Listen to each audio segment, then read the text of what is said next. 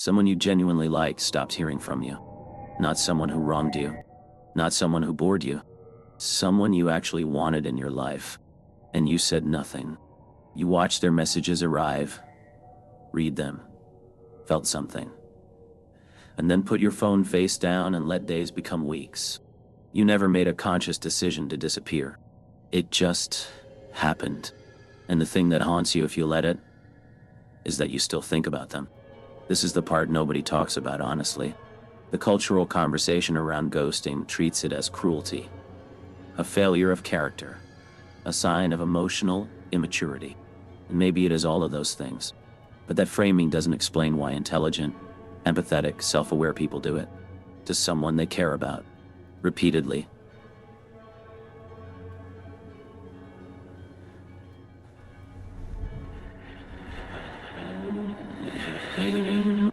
With full knowledge of how it feels to be on the other side.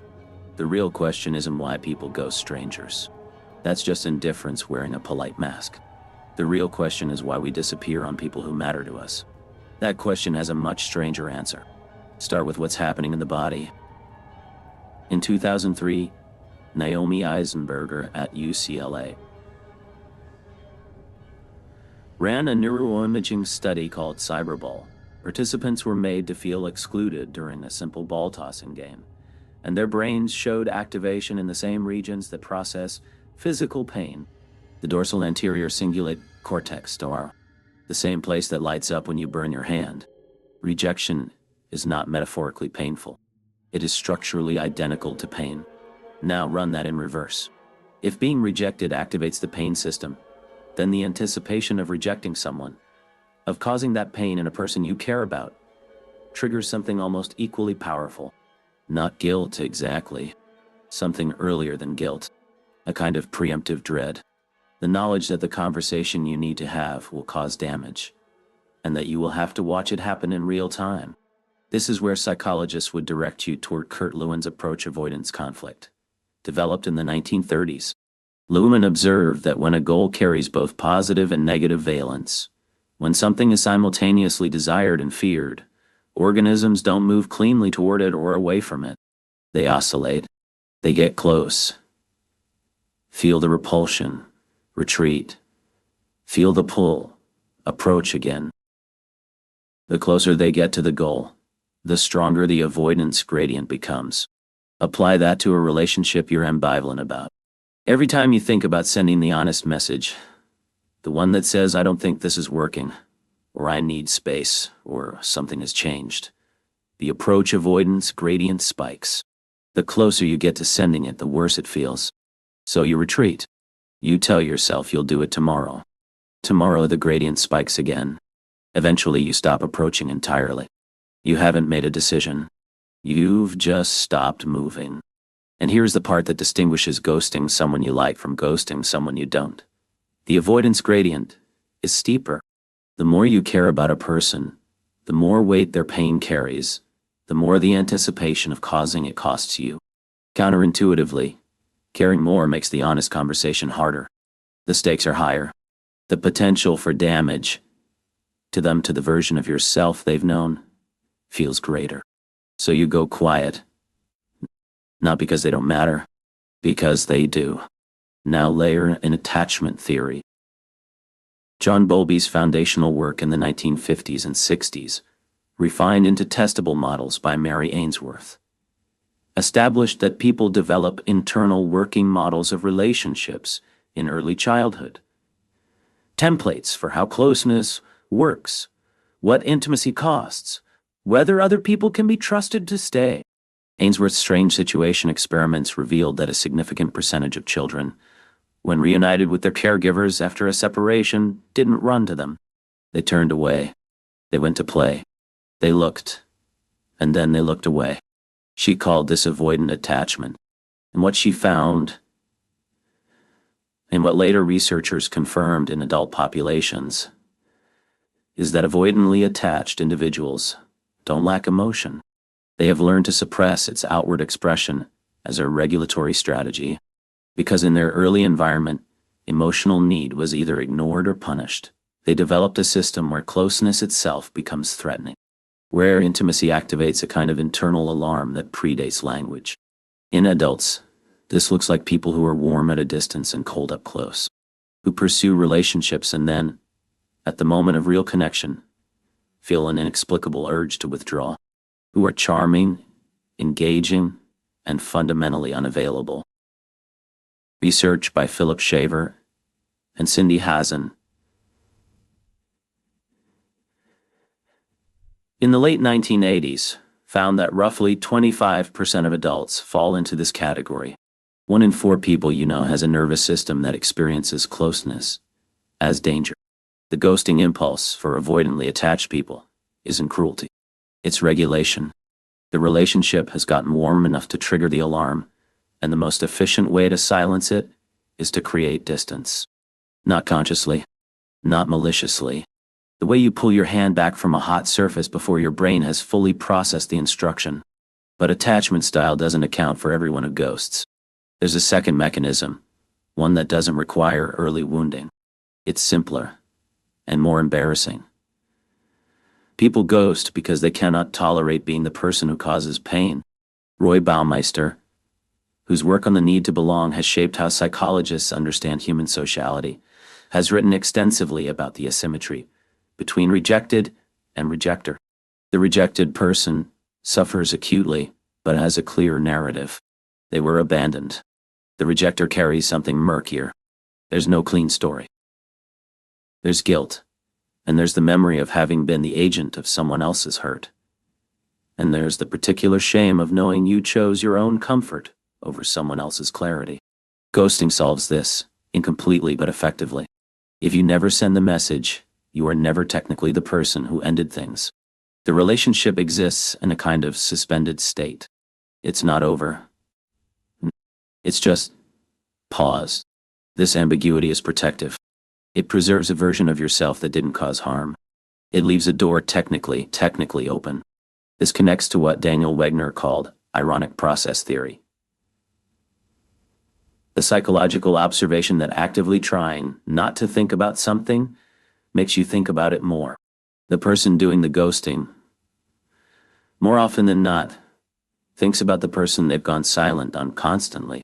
The silence creates a cognitive loop. They imagine the other person's confusion. They draft the message and delete it. The very thing they're avoiding becomes the thing they can't escape. Digital platforms have not created this impulse, but they have industrialized it. In the pre-smartphone era, disappearing from someone's life required geography or time. You moved. You changed jobs. Drift had a physical mechanism. Now drift is a choice you make every day by not typing.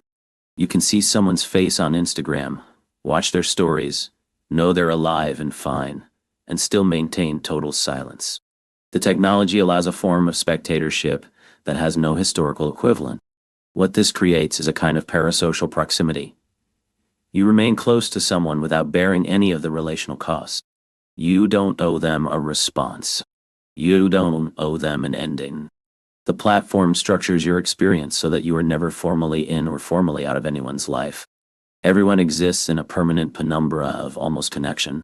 John Gottman, in his longitudinal research on couples, identified stonewalling, the withdrawal of communicative presence, as one of the 4 behaviors most predictive of relationship dissolution.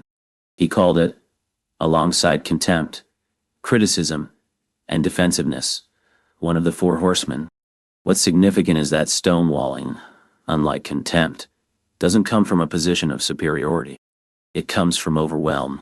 The stonewaller goes quiet not because they feel nothing but because they feel too much. Ghosting is often stonewalling extended into time. The conversation became too loaded, the relationship too complicated, the honest account of your own feelings too difficult to access. And so you left the message on read, and then you left the next one, and eventually the leaving became the statement. You communicated through structure, through absence, through what you refused to say. In professional contexts, the same mechanism appears with different stakes. A mentorship that gradually goes cold. A collaborator you stop returning calls to. A colleague whose invitations you start declining. Without explanation. Here the motivation often involves a different kind of avoidance. the fear of being perceived as unkind, unhelpful, difficult. If you decline explicitly, you risk conflict. If you drift, you avoid the confrontation but accumulate a debt of vagueness that eventually becomes its own kind of damage. Organizations are structured in ways that reward this. Performance reviews. Replace honest, ongoing feedback. Exit interviews. Replace real conversations about dysfunction. The whole corporate apparatus is partly a machine for managing avoidance at scale, creating formalized moments of honesty so that people don't have to be honest in the unstructured moments in between. What this does to the person being gradually dropped, without explanation, without a clear endpoint, is under-researched but clinically significant. Uncertainty activates the threat system more persistently than a definitive bad outcome. We can adapt to rejection. We cannot adapt to a state where we don't know whether we've been rejected. The waiting is the wound. The ambiguity is what keeps it open. If you've been on the receiving end of this, you already know the phenomenology. The checking. The replaying of your last interaction for signs you missed. The moment of suspension between "they haven't replied" and "I have been abandoned." And the way you eventually arrive at a kind of exhausted resignation. Not because you received an answer, but because the absence became its own answer. A statement written in negative space. If you've been the one who went quiet, the experience is equally recognizable, even if less spoken. The intention to reach out that never became action. The way days accumulate mass. The increasing impossibility of a message that could adequately account for the silence. And then, at some point, the decision not to decide, which is, of course, its own kind of decision. Terror management theory, developed by Jeff Greenberg, Sheldon Solomon, and Tom Pyszczynski, from Ernest Becker's foundational work on mortality salience, proposes that much of human behavior is organized around managing the awareness of our own finitude. Relationships are implicated in this because intimacy makes us visible. Being truly known by another person is, in some deep sense, to be mortal in front of them, to let them see the parts that are fragile and temporary and uncertain. This is speculative but not unreasonable. When a relationship reaches the threshold of genuine closeness, something in us flinches. Not at the other person, but at what proximity to them requires us to acknowledge about ourselves. The ending of something real would make it real. Which means it actually mattered. Which means you are the kind of person things matter to. Which means you can lose things, and so you don't end it. You let it become undefined. Undefined things can't be lost. The ghost isn't haunting someone else.